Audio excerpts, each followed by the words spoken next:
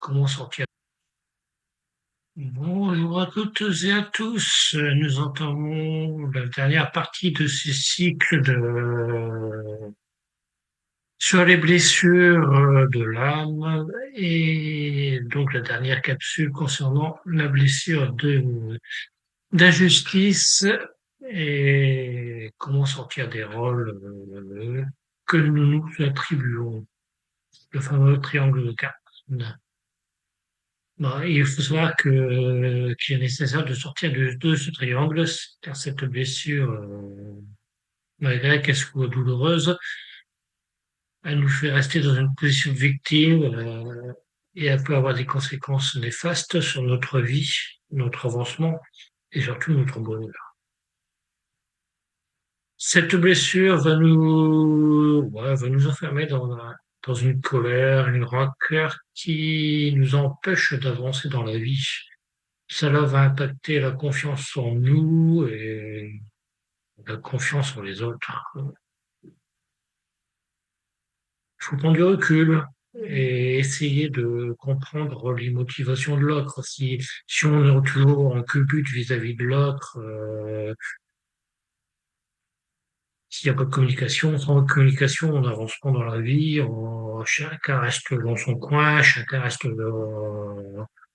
en chaîne de faïence face à l'autre et malheureusement ça donne de la mésentente, de la méconnaissance de l'autre et ça ne permet pas d'avancer dans la vie.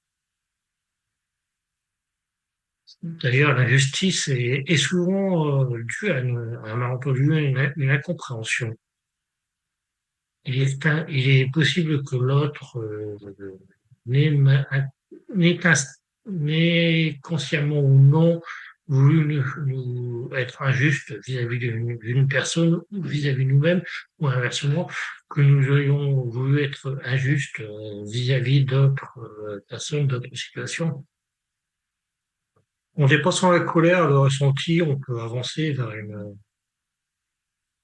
une compréhension de l'autre et surtout vers notre guérison.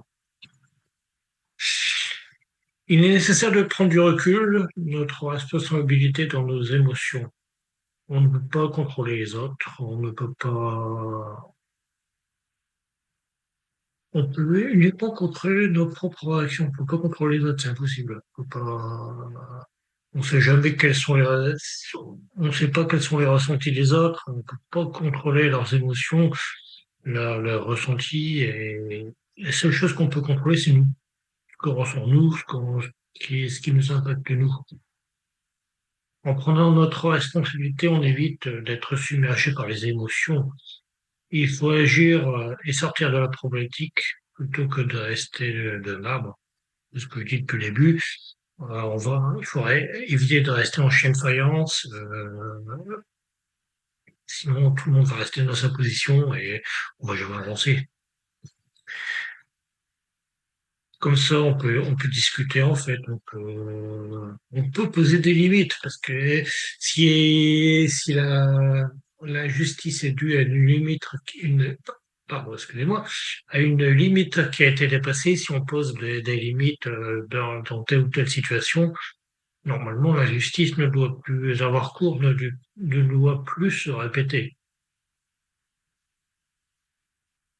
Et c'est comme ça que ça permet d'avancer. Au cas des cas, on peut demander à ce qu'un médiateur soit nommé pour rétablir la communication. Voilà. Je pense à un cas mon propre cas dernièrement, où je me suis fait pomper de l'argent sur mon compte bancaire l'année dernière, où j'ai dû faire, la banque ne voulait pas entendre raison. J'ai fait appel à un médiateur pour essayer de débloquer la situation. Là, actuellement, on est encore en cours de médiation pour essayer de sortir de l'impasse. Que si eux veulent pas entendre raison, si moi je veux pas entendre raison, on reste de marbre, on n'avancera pas. Avec là, on a nommé quelqu'un qui essaye de débloquer un peu la situation. Dans le cas si on prend l'exemple du sauveur, on peut être témoin ou victime d'une tentative d'injustice d'une autre personne. Et nous voulons sauver les autres et pour éviter que la situation se reproduise, pour éviter que la situation se reproduise. Mais on peut pas prendre le malheur de tout le monde. C'est impossible. Ce rôle renforce donc la blessure car on prend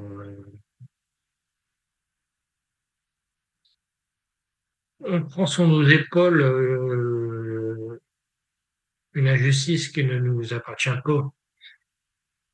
Euh, on prend sur nos propres besoins et on prend sur nos propres besoins et notre propre guérison.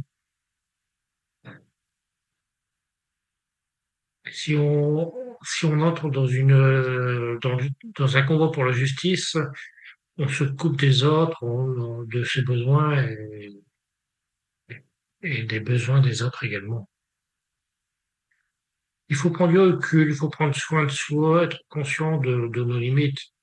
On ne pourra jamais sauver tout le monde. Je me rappelle d'un SDF que j'ai aidé à sortir de la rue et au final, cette personne m'a dit tu ne pourras pas tous nous sauver. Voilà, tout est dit. Effectivement, on pourra pas tous les sauver malheureusement. On peut juste les aider à être dans l'action pour se sauver d'eux-mêmes, parce que c'est toujours à l'intérieur de soi qu'on doit chercher les ressources pour s'en sortir et ne peut compter que sur les autres à l'extérieur pour s'en sortir. On ne peut être que l'impulsion qui permet aux gens de sortir de leur quotidien. Dans le cas du bourreau, par contre, on intervient en réponse à une situation on a vécue dans le passé, en fait, pour éviter que dans le futur d'être impacté par une injustice quelconque. On va prendre le rôle du bourreau et on peut vouloir infliger la même douleur, la même blessure que l'on a subie dans le passé. Et tout ça pour obtenir du pouvoir, pour ne pas se sentir impuissant vis-à-vis de telle ou telle situation. En fait, tous les masques que l'on porte desservent les blessures, desservent les blessures, parce qu'elles ne font que renforcer l'impact de celles-ci.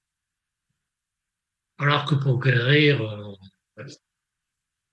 je dis tout à l'heure, il faut rentrer en soi-même, faut prendre confiance en soi, avoir de la compassion pour soi et pour les autres, pratiquer peut-être la communication non violente, accepter ses propres faiblesses et sa propre vulnérabilité, comme accepter les faiblesses et les vulnérabilités des autres.